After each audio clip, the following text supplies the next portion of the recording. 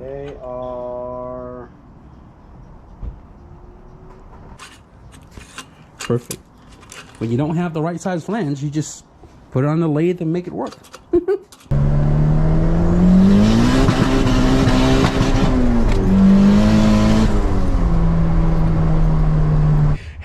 What is going on, you guys? Welcome back to the channel.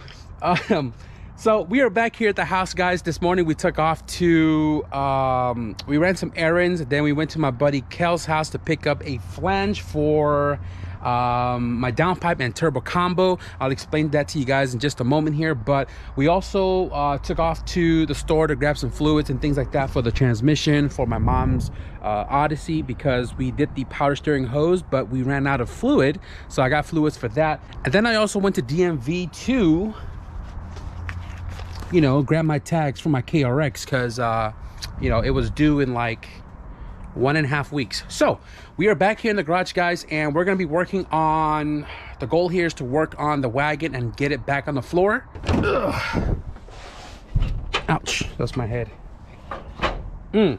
So under the hood here, in the previous video, we threw our spare transmission in the car, and then we scrubbed the transmission a little bit, as well as rinsed down the entire engine bay. It is looking a little bit better than the brown that it was because of all the dirt that kind of came up and caked. But now we just got to do the turbo kit, and this thing should be ready to rock and roll. Also, we got to do the CSS wiring down there. So the reason why the turbo kit is not on, I explained it in the previous video. Let me run you guys through it really quickly once more. I threw the transmission in. That's not the transmission that was in this car previously, so I don't know if the gear ratio is different. So that means I would have to retune the car, or I can always street tune it. But I figured if we're going to retune the car, let's just turn it up a little bit more. This car was on wastegate, so I probably am going to throw my boost controller in it. And obviously when you tune a car, you want to tune it with the transmission to have your BBG set up correctly. So because I figured that we're going to retune this car anyways, I might as well take off the 30R and throw in the 6266 in hopes of making a little bit more power without getting too aggressive with the boost level. So today we're going to be doing the turbo manifold. We're going to be modifying the 6266.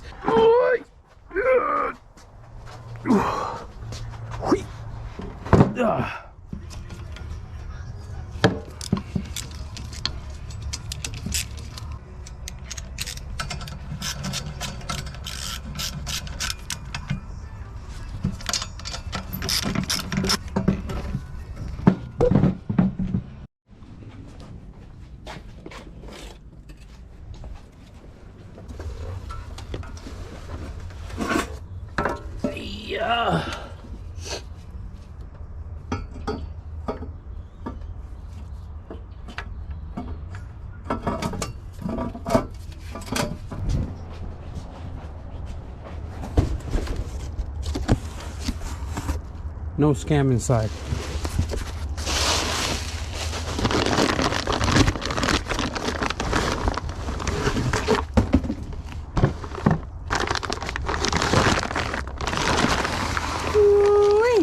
This is a Precision 6266 Gen 1 journal bearing, and this is probably the biggest turbo I've ever owned up to date. So let me show you guys what I have to modify on the Precision turbo to make it work with the current downpipe and manifold setup. The Garrett GT30 has a 3-inch V-band on a 106 housing. I'm not worried about the housing. This is an 83 or 82. It's still pretty big. But what had happened was, when I bought this turbo, they told me that they welded on this V-band to convert over the Precision 2.5 V-band, which is right here in the back, to a 3-inch. The problem here is they put the 3-inch on top of the 2.5, which makes it further out, right? Compared to the GT30. I don't know if you guys can see the difference here, how it's more further out. What I'm worried about is running this turbo in there the way it is, and my downpipe having to kick further back, and I'm not sure if it's going to align with you know, the flanges and stuff. But also the reason why I need to modify it is because this is a different flange style than my Garrett turbo. So if you look, there's a lip on here. This is the male side, and then my Garrett turbo is a female side, right? So my downpipe here is also interlocking. You can see the male lip right here, which is supposed to sit inside there. Obviously this is not going to work with that. And also the ID of the precision flange is much larger than the Garrett. So I had to go to Kells to get a Garrett flange, female side, to modify on that.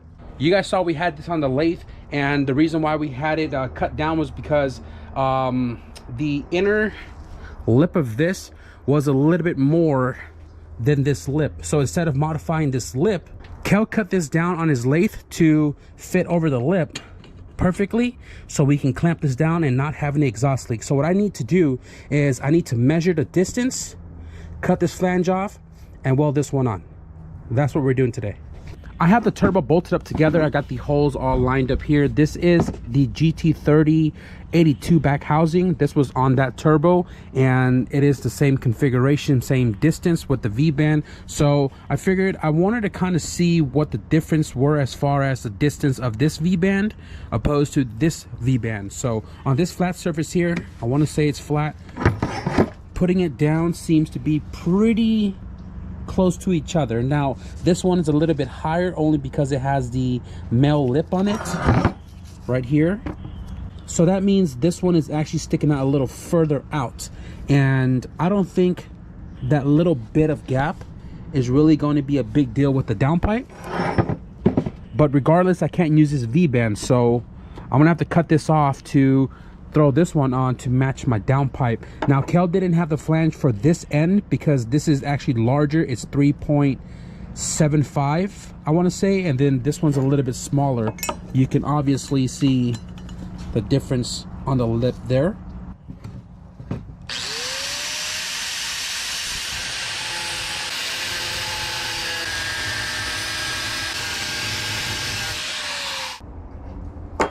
So I got the V-band cut off, and I got the surface all cleaned up to the best of my flap disc ability, because it's kind of worn down and it's taking forever to cut down more if I need to. But we have the back housing on the turbo manifold loosely, so we can adjust just to kind of get an idea of how much play or how much gap, or you know, which way to clock this to get this all nice and flat. So we got our flange that Kel machined down for us on the downpipe, right? And you know, with a little bit of force, I mean force because this is connected to the exhaust, so I'm literally moving the whole exhaust system. If I butt it up, it's pretty close, pretty close. I think what I'm gonna do is I'm gonna go ahead and just tack this V-band onto the turbo, and then mock it up one more time to make sure the downpipe is nice and flat, and then if it looks good, we'll weld it up. So let's go ahead and just take this all back off.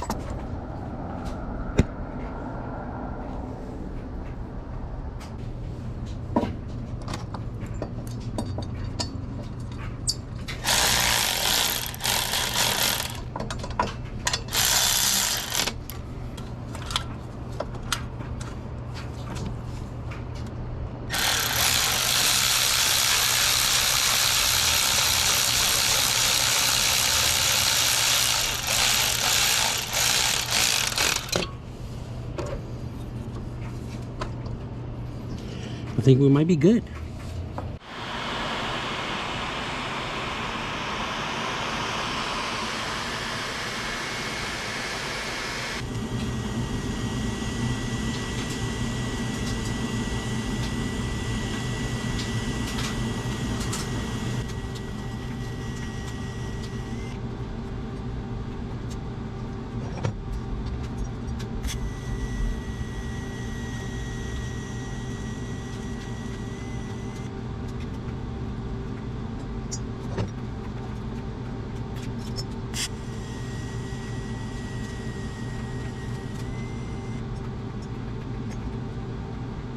Okay, so you're probably wondering by now, why is my exhaust housing blue? This is ceramic coated from the previous owner, and I'm not entirely sure why it's blue, but I mean, I got a turbo blanket, so I'm not worried about it.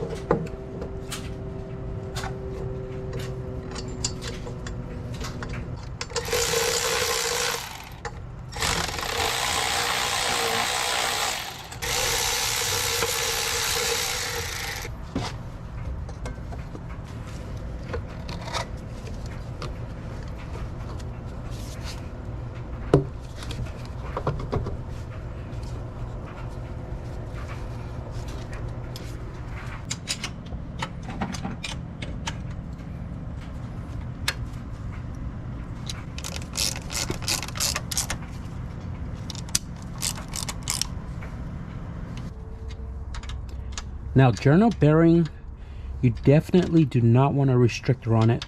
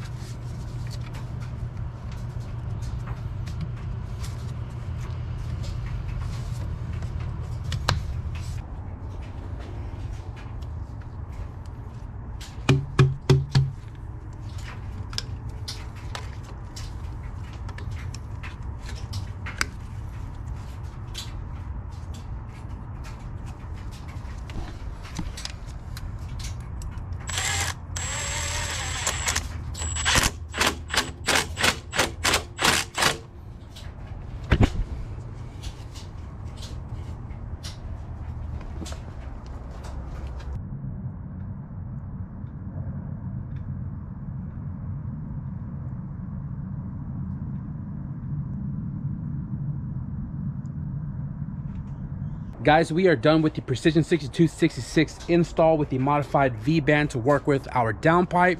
It is looking spiffy. Dump tube is back on. All of the lines, the charge pipes, all put back together. I did get rid of the water lines that was for the Garrett 30R Turbo because this is journal bearing. We don't need it, so that's all blocked off. Unfortunately, I didn't get to the CSS wiring for the speed sensor to the ECU and stuff. I don't have the plug, which means I'm gonna go to the junkyard and find it. And then we have to charge the laptop so we could download the program for the K2 to S2K converter to switch the selection from the analog to the magnetic speed sensor so it can read the correct frequency to the cluster. We'll probably take care of that tomorrow. But right now, before we end this video, guys, I'm gonna turn this car on, check for leaks, and hopefully everything's all good and dandy. It is really, really cold.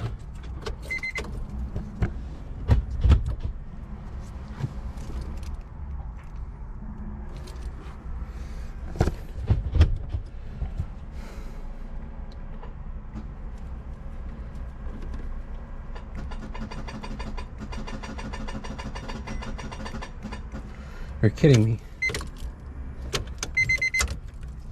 Well, unfortunately, the battery's dead, guys, and I cannot turn the car on tonight.